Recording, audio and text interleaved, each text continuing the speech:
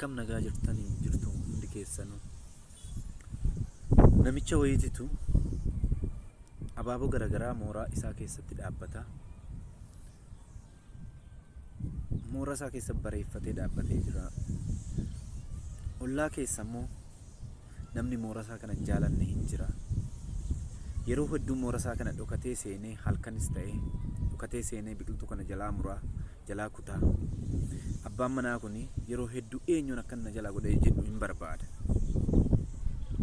Irratti eeggachuus jalqaba jechaadha. Biqiltuu kana mana namicha akkana godhu kana irratti hin qabachuu qabaa jedhee murteeffata. Biqiltuu kana bira halkanis eeguu qabee guyyaas eeguu qabe.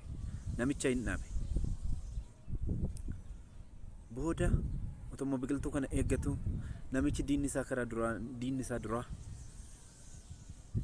amma immoo biqiltuu kana dhiisee mana isaa karaa duuba jalaa uraa jecha.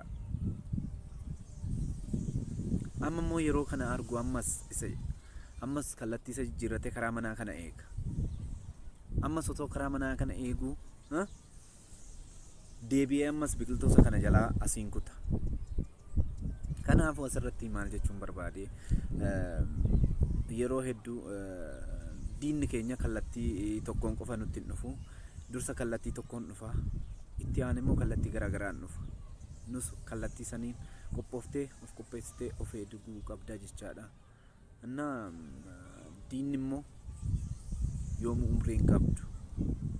Umriin diinaa fagoo otuma gidduu deemtu guyyaa tokko lubbuu ishii darbaa jecha.